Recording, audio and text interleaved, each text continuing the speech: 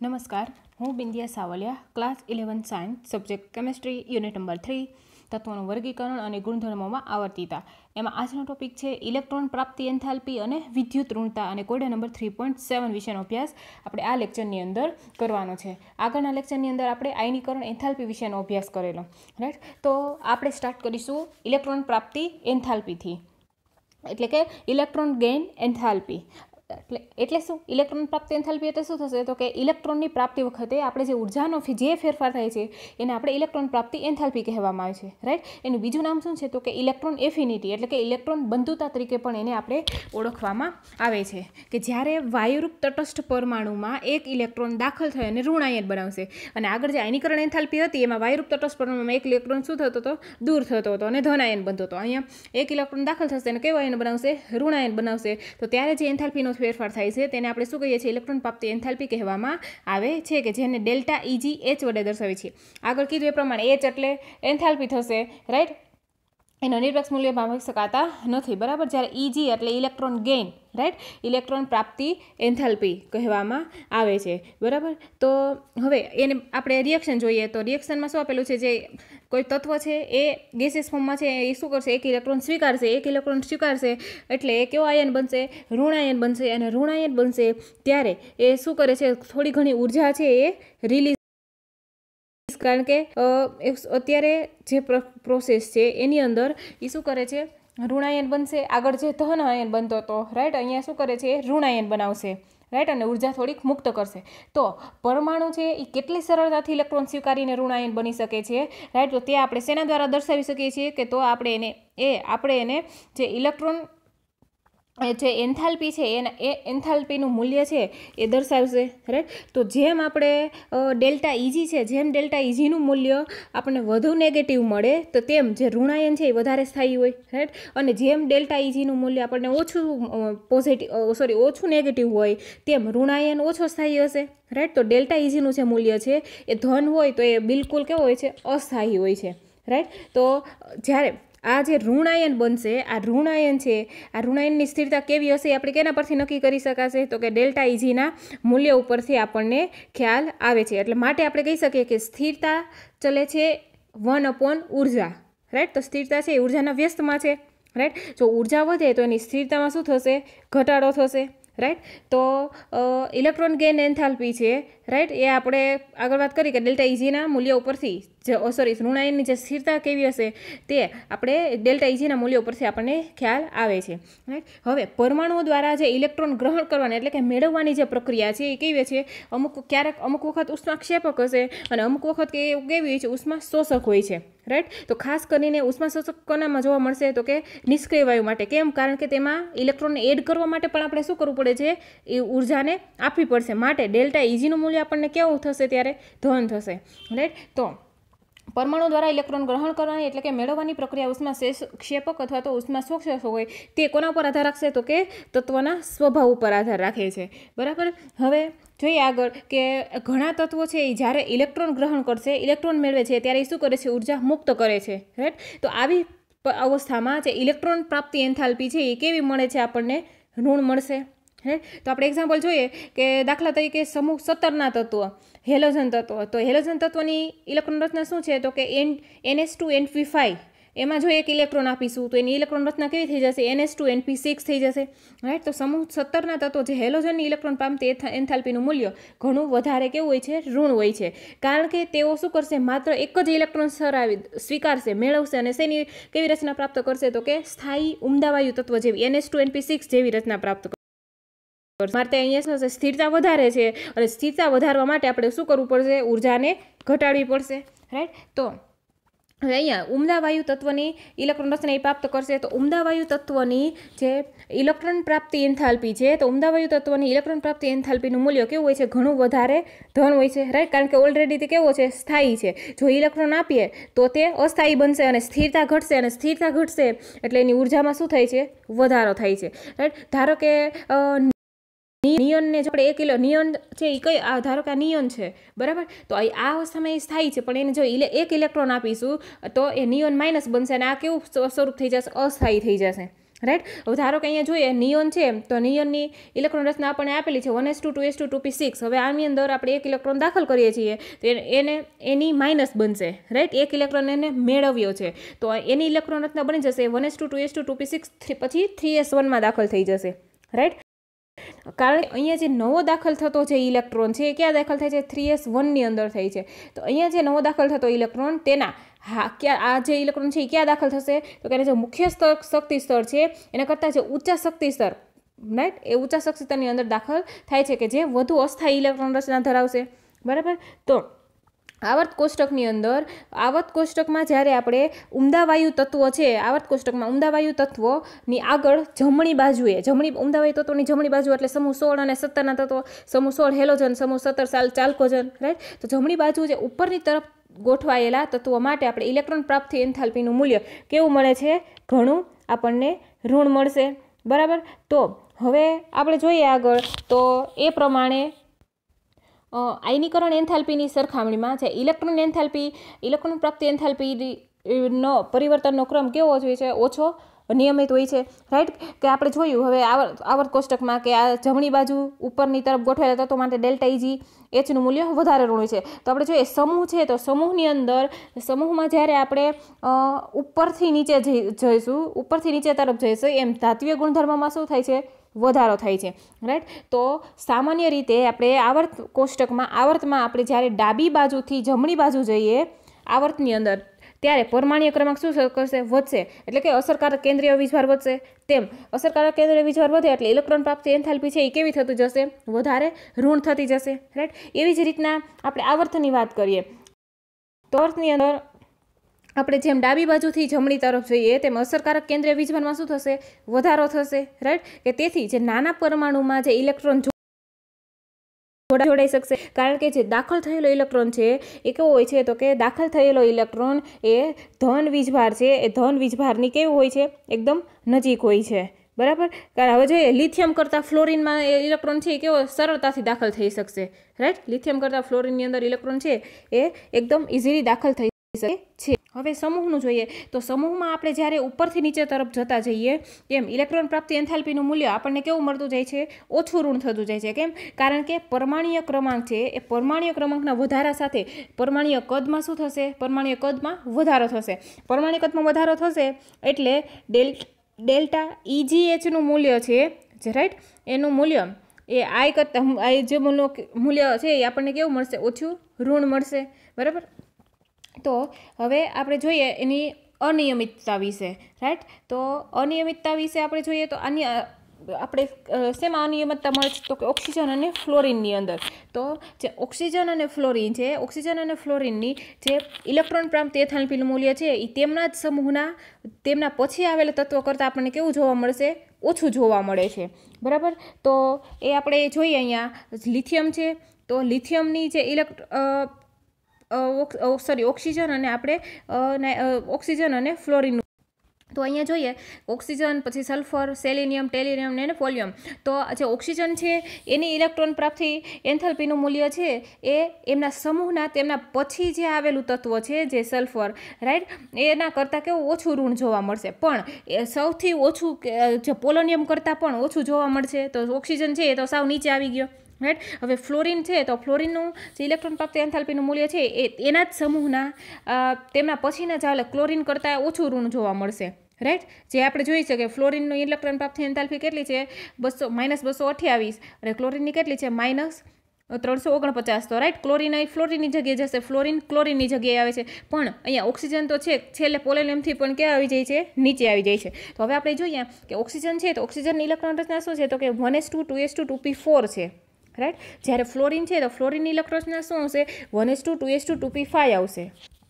તો આપણે જોઈએ ઓક્સિજનમાં કે એની ઇલેક્ટ્રોન રચના આપણે જોઈએ 1s2 2s2 2p4 છે. તો જે નવો ઇલેક્ટ્રોન દાખલ કરીએ તો કક્ષકનું કદ કેવું છે? ઘણું નાનું છે એટલે એમાં અપાકર્ષણ વધારે લાગશે, રાઈટ. અપાકર્ષણ વધારે લાગે એટલે એની સ્થિરતા શું ઘટશે અને સ્થિરતા ઘટે એટલે ઉર્જાનો શું થાય છે? સ્થિરતા ઘટશે એટલે ઉર્જાનો વ્યય થાય છે, રાઈટ. તો હવે આપણે જોઈએ અહીંયા કારણ કે આમ થવાનું કારણ શું છે? તો કે જ્યારે ઓક્સિજન અને જે ફ્લોરિન છે એ ફ્લોરિનમાં દાખલ થતો જે ઇલેક્ટ્રોન છે એ ઇલેક્ટ્રોન એ નીચા શક્તિ સ્તરમાં જશે. ક્યાં જશે? n=2 બીજા શક્તિ સ્તરમાં જશે, જ્યાં તેનું અગાઉથી જે હાજર રહેલા ઇલેક્ટ્રોન સાથે શું થાય છે? અપાકર્ષણ થશે, વિશેષ અપાકર્ષણ થાય છે. આથી તેમાં જે ઇલેક્ટ્રોન કેન્દ્ર સાથે સહેલાઈથી જોડાઈ શકતા નથી. પરંતુ જ્યારે ઊંચા શક્તિ સ્તરમાં, એટલે કે એન પછીનો જે શક્તિ સ્તર છે n=3, કે જે આપણે અહીંયા સલ્ફર લીધું અને અહીંયા ક્લોરીન માટે, રાઈટ, બેસેલા જે ઇલેક્ટ્રોનને આપણે અવકાશમાં શું મળી રહેશે? મોટો વિસ્તાર મળી રહેશે, કે જેથી ત્યાં ઇલેક્ટ્રોન વચ્ચેનું જે અપાકર્ષણ છે એ કેવું થઈ જશે? ઘણું ઓછું થઈ જશે, રાઈટ. અપાકર્ષણ ઓછું થશે એટલે એની સ્થિરતા શું થશે? વધશે, રાઈટ. આથી ઇલેક્ટ્રોન છે એ કેન્દ્ર સાથે સહેલાઈથી જોડાઈ શકે છે, બરાબર. તો આ આપણે જોઈ ઇલેક્ટ્રોન પ્રાપ્તિ એન્થાલ્પી વિશે. હવે આપણે કોયડો જોઈ લઈએ. તો કોયડો 3.7, ફોસ્ફરસ, સલ્ફર, ક્લોરીન અને ફ્લોરીનમાં કોની ઇલેક્ટ્રોન પ્રાપ્તિ એન્થાલ્પીનું મૂલ્ય સૌથી વધુ ઋણ અને કોનું સૌથી ઓછું ઋણ હશે એ આપણે જોવાનું છે, રાઈટ. તો જે ફોસ્ફરસ, સલ્ફર, ક્લોરીન અને ફ્લોરીન, તો એ ત્રીજા આવર્તના તત્વો છે, રાઈટ. સમૂહ 15, સમૂહ 16 અને સમૂહ 17, અને આ જે ક્લોરીન અને ફ્લોરીન એ બંને સમૂહ 17ના તત્વો છે, રાઈટ. તો આપણે અહીંયા જોઈ લઈએ. જો ફ્લોરીન, ફોસ્ફરસ, સલ્ફર અને ક્લોરીન, રાઈટ. અને ક્લોરીનની ઉપર શું આવેલું છે? ફ્લોરીન આવેલો છે. તો સમૂહ 15નું તત્વ કયું છે? ફોસ્ફરસ છે. પછી સમૂહ 16નું તત્વ આવશે સલ્ફર, અને સમૂહ 17નું તત્વ આવશે ક્લોરીન, અને એની ઉપર શું આવેલું હોય છે? ફ્લોરીન આવેલો હોય છે, બરાબર. તો હવે અહીંયા આપણે જોઈએ કે આવર્તમાં ડાબી બાજુથી જમણી, આવર્તની અંદર ડાબી બાજુથી જમણી બાજુ તરફ જતાં જે ઇલેક્ટ્રોન પ્રાપ્તિ એન્થાલ્પીનું છે એ કેવું છે? વધુ ઋણ હોય છે. જ્યારે સમૂહની અંદર આપણે ઉપરથી નીચે જઈએ તેમ એનો નીચે તરફ જતાં એ કેવી જોવા મળશે? આપણને ઓછી ઋણ જોવા મળે છે, બરાબર. તો આપણે અહીંયા એવું કહી શકીએ કે phosphorus less than sulphur less than chlorine કહી શકીશું, રાઈટ. પણ સમૂહ 17ની અંદર જે ક્લોરીન ઉપર શું રહેલું છે? ફ્લોરીન રહે છે. જ્યારે સલ્ફર, ફોસ્ફરસ, ક્લોરીન એક જ આવર્તના છે, જ્યારે ફ્લોરીન અને ક્લોરીન એ એક જ સમૂહના તત્વો છે, રાઈટ. તો આપણે જોઈએ કે અહીંયા જે ફ્લોરીન અને ક્લોરીન માટે આપણે ફ્લોરીન લેસ ધેન ક્લોરીન લખી શકીશું, રાઈટ. તો ક્લોરીનની જે 3p કક્ષકમાં ઇલેક્ટ્રોન ઉમેરાશે એના કરતાં જે ફ્લોરીનની 2p કક્ષકમાં ઇલેક્ટ્રોન ઉમેરાય છે ત્યારે ઇલેક્ટ્રોન વચ્ચેનું અપાકર્ષણ કેવું થાય છે? વધારે થાય છે, રાઈટ. તે માટે ક્લોરીનની ઇલેક્ટ્રોન પ્રાપ્તિ એન્થાલ્પીનું મૂલ્ય સૌથી વધુ ઋણ એન્થાલ્પી મૂલ્ય કેવું હોય છે? સૌથી ઓછું ઋણ જોવા મળે છે. એટલે phosphorus less than sulphur less than fluorine less than chlorine આપણે આવું કહી શકીએ છીએ, રાઈટ. હવે આપણે જોઈએ વિદ્યુત ઋણતા, એટલે કે ઇલેક્ટ્રોનેગેટિવિટી વિશે જોઈએ, રાઈટ. તો ઇલેક્ટ્રોનેગેટિવ વિદ્યુત ઋણતા કોને કહેવાશે? તો કે જ્યારે સહસંયોજક બંધની અંદર જે ભાગીદારીથી ઇલેક્ટ્રોન હોય, ભાગીદારીના જે ઇલેક્ટ્રોન હોય એને આપણે શું કહેવાય છે? ભાગીદારીના ઇલેક્ટ્રોન હોય કે તે જે કેન્દ્ર તરફ આકર્ષવાની ક્ષમતા ધરાવતા હોય એને આપણે શું કહેવાય છે? વિદ્યુત ઋણતા કહેવામાં આવે છે. ધારો કે આપણે જોઈએ જે હાઇડ્રોજન અને HCl, રાઈટ. તો આ એક ઇલેક્ટ્રોન હાઇડ્રોજનનો છે, એક ઇલેક્ટ્રોન ક્લોરીનનો છે, રાઈટ. હવે અહીંયા આ જે બંને પરમાણુઓ છે, બંને પરમાણુને ઇલેક્ટ્રોન આકર્ષવાની શું હોય છે? ક્ષમતા હોય છે, રાઈટ. તો હવે હાઇડ્રોજન છે એ શું કરશે? આ બંને ઇલેક્ટ્રોનને પોતાની તરફ આકર્ષશે, તો હાઇડ્રોજનની વિદ્યુત ઋણતા કહેવાય. ક્લોરીન છે એ હાઇડ્રોજન કરતાં વધારે વિદ્યુત ઋણ તત્વ છે, તો એ બંને ઇલેક્ટ્રોનને પોતાની તરફ આકર્ષશે, તો શું કહેવાશે? ક્લોરીનની વિદ્યુત ઋણતા કહેવામાં આવશે, રાઈટ. તો આપણે વિદ્યુત ઋણતાની વ્યાખ્યા શું આપી શકીએ? તો કે રાસાયણિક સંયોજનમાં સહસંયોજક બંધના ઇલેક્ટ્રોન યુગ્મને પોતાની તરફ આકર્ષિત કરવાની પરમાણુની ક્ષમતાના ગુણાત્મક માપને આપણે શું કહેવાય છે?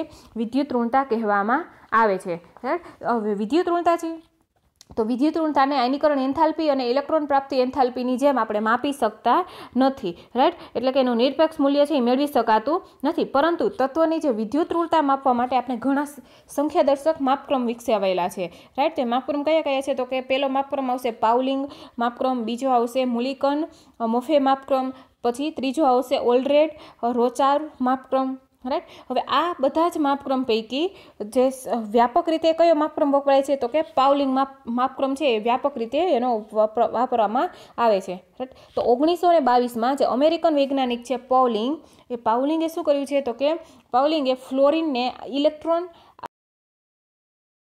છે ઇલેક્ટ્રોન આકર્ષવાની ક્ષમતાવાળું સૌથી વધુ ક્ષમતાવાળું ગણી અને એને વિદ્યુત ઋણતાનું મૂલ્ય શું આપ્યું છે? 4.0 આપ્યું છે, રાઈટ. તો ફ્લોરીનની વિદ્યુત ઋણતા અહીંયા કેટલી આપેલી છે? 4, રાઈટ. તો હવે બીજું કહીએ તો જે લિથિયમ છે, તો લિથિયમની જે ઇલેક્ટ્રોન આકર્ષવાની ક્ષમતા છે એ કેટલી સ્વીકારેલી છે? 1 સ્વીકારેલી છે, 1 સ્વીકારેલી છે, બરાબર. તો હવે જોઈએ આપણે આવર્ત કોષ્ટકની અંદર તો અહીંયા આપણે બીજા આવર્તના અને ત્રીજા આવર્તના તત્વો આપેલા છે, બરાબર. તો અને એની વિદ્યુત ઋણતા છે. લિથિયમની વિદ્યુત ઋણતા 1.0, બેરિલિયમની 1.5, બોરોનની 2.0, કાર્બનની 2.5, નાઇટ્રોજનની 3.0, ઓક્સિજનની 3.5 અને ફ્લોરિનની 4.0. રાઈટ, આવી ગઈ 4.0, બરાબર. હવે લિથિયમની એને શું કેટલી સ્વીકારેલી છે? ઇલેક્ટ્રોન આકર્ષવાની ક્ષમતા 1. ત્રીજા આવર્તની અંદર આપણે સોડિયમની 0.9, મેગ્નેશિયમની 1.2, એલ્યુમિનિયમની 1.5, સિલિકોનની 1.8, ફોસ્ફરસની 2.1, સેલેનિયમ સલ્ફરની 2.3 આપેલી છે. તો અહીંયા જોઈએ નાઇટ્રોજન અને ક્લોરિન બંનેની વિદ્યુત ઋણતા આપણને કેટલી આપેલી છે? 3.0 આપેલી છે, બરાબર છે. હવે આપણે જોઈએ આગળ કે સામાન્ય રીતે હવે આપણે આવર્ત કોષ્ટકની અંદર આવર્ત કોષ્ટકમાં આપણે ડાબી બાજુથી જમણી બાજુ જઈએ એમ, એટલે કે લિથિયમથી જે ફ્લોરિન તરફ જઈશું એમ વિદ્યુત ઋણતામાં શું થાય છે? વધારો થશે, રાઈટ. જ્યારે સમૂહની અંદર સમૂહમાં આપણે ઉપર નીચે જઈએ એટલે કે ફ્લોરિનથી ધારો કે એલ્યુમિનિયમ ફ્લોરિનથી નીચે આપણે એસ્ટેટિન તરફ જઈએ તો વિદ્યુત ઋણતામાં શું થાય છે? ઘટાડો થતો જોવા મળે છે, બરાબર. તો એ આપણે આ કોષ્ટકની અંદર જોયેલું છે, રાઈટ, સમૂહનું અને આવર્તની અંદર. હવે આપણે જોઈએ આગળ કે વિદ્યુત ઋણતા છે એ વિદ્યુત ઋણતા એ કોઈ આપેલા તત્વ માટે અચળ હોતી નથી, પરંતુ એનું મૂલ્ય છે એ એની મૂલ્ય તે તત્વ છે એ બીજા કયા તત્વ સાથે જોડાયેલું છે એના ઉપર આધાર રાખશે, રાઈટ. તો જોઈએ અહીંયા ધારો કે અહીંયા કાર્બન CH4 છે, એની વિદ્યુત ઋણતા એની અંદર જે કાર્બન છે એની વિદ્યુત ઋણતા કેટલી છે? 2.5 છે, રાઈટ. હવે આપણે ડબલ બોન્ડવાળું લઈએ, દ્વિબંધવાળું, તો CH2 ડબલ બોન્ડ CH2 થી લઈએ તો એની અંદર જે આ કાર્બન છે એની વિદ્યુત ઋણતા કેટલી છે? 2.75 જે એપ્રોક્સિમેટલી હોય, રાઈટ. એવી જ રીતના ટ્રિપલ બોન્ડવાળો કોઈ સબસ્ટન્સ લઈએ, રાઈટ, સંયોજન લઈએ એટલે કે acetylene CH triple bond CH, તો એની અંદર આ જે કાર્બન છે આ કાર્બનની વિદ્યુત ઋણતા કેટલી છે? 3.2 છે, કે જે કેવી છે? એપ્રોક્સ હોય છે. તો વિદ્યુત ઋણતા છે એ કયા તત્વ સાથે અને કઈ રીતે જોડાયેલું છે એના ઉપર આધાર રાખે છે, બરાબર. હવે જોઈએ આગળ કે વિદ્યુત ઋણતાનું મૂલ્ય છે.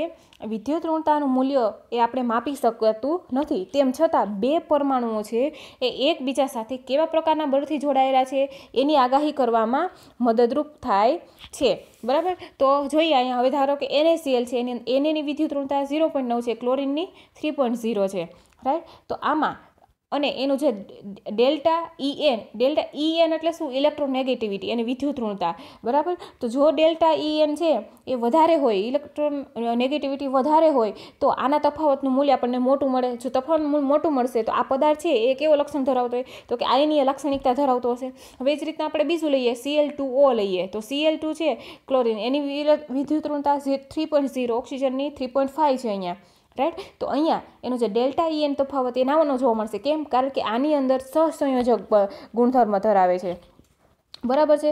કેવો ગુણધર્મ ધરાવશે? એ સહસંયોજક ગુણધર્મ છે, બરાબર. તો આવર્ત કોષ્ટકની અંદર આપણે ડાબી બાજુથી જમણી તરફ જતા વિદ્યુત ઋણતા શું થશે? વધશે.